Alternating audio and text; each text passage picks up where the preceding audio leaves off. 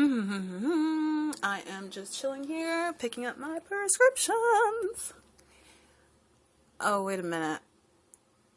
Wait, where's my ID? Oh god, did I forget my ID at home? Ugh, what am I gonna do? I don't have to go back and get my ID. Oh, wait, I just came up with a perfect idea. Is it because I'm black? See, this person does not exist. This is a fictional person that some collective unconscious has created in their mind in order to not acknowledge the fact that maybe people of color might know better about whether or not they're being discriminated against than some random white person. First things first, and this part is very important, so I'm going to need you to write this down on a piece of paper. Maybe photocopy it a few times and leave it in a few places, like places around the house, the office, the grocery store, anywhere else you think you might need to recall this very important fact.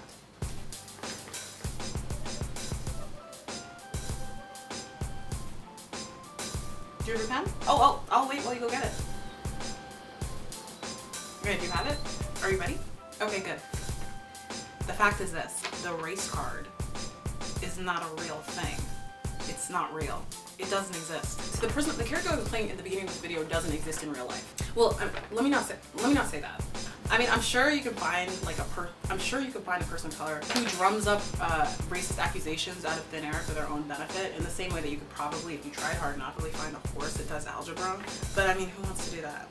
See, for the most part, the simple fact that makes the myth of the race card bullshit is this.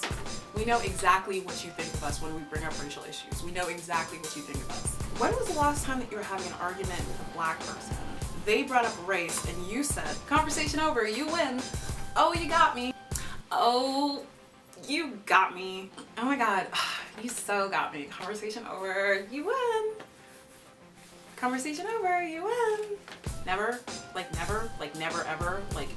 ever in the history of anyone, anywhere, ever, never ever. What usually happens is that the person that you're talking to will roll their eyes and proceed to not take anything that I say from that point on very seriously. The atmosphere becomes super uncomfortable and your friends start looking at you in a different way. So why do we do it? Why do we bring it up all the time? Why do we bring up race all the time? Why do black people always act like they're being racially discriminated against? Why?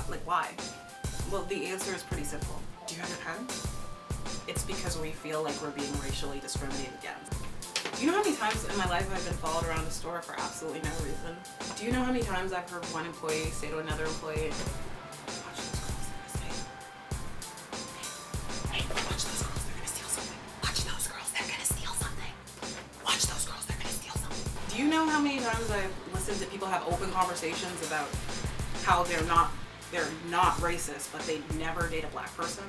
Do you know how many times I've gone to look for a place for rent and mysteriously when I arrive, the landlord decides that the room is no longer vacant? Do you know how many times I've heard the words, be careful or you'll be robbed by a bunch of black people? Do you know how many times I've dropped off resumes with my white friends?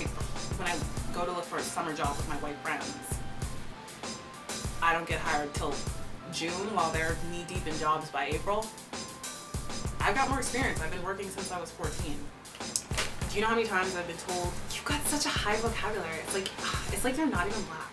Do you know how many times I've been told by a superior to keep an eye on certain customers, all of whom were people of color and none of whom were white?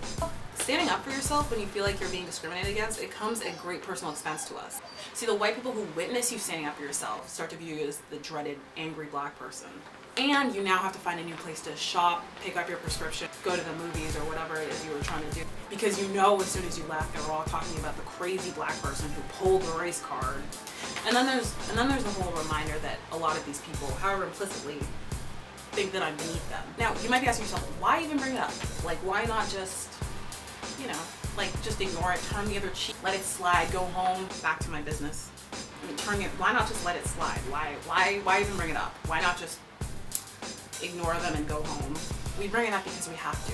For the sake of my future children and their future children and your children or future children. And for the sake of anybody who's ever faced adversity and even death at the hands of the seven-headed hydra that is racism.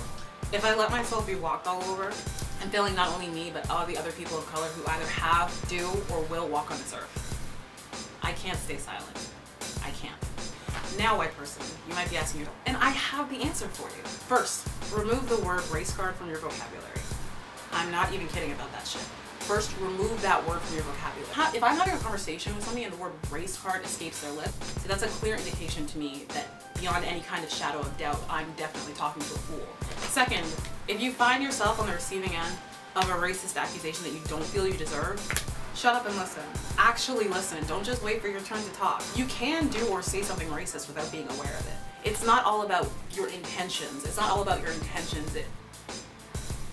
It's not always all about your intentions. It has to do with the actual words that come out of your mouth or the actual actions that you are responsible for, the actual actions you perform. It's not about your intent. It's not necessarily about your intention. You can do something racist without being aware of it. It happens literally every day. As long as you apologize and do your damnedest to make sure it never happens again, you can still go to sleep tonight knowing that you're a good person.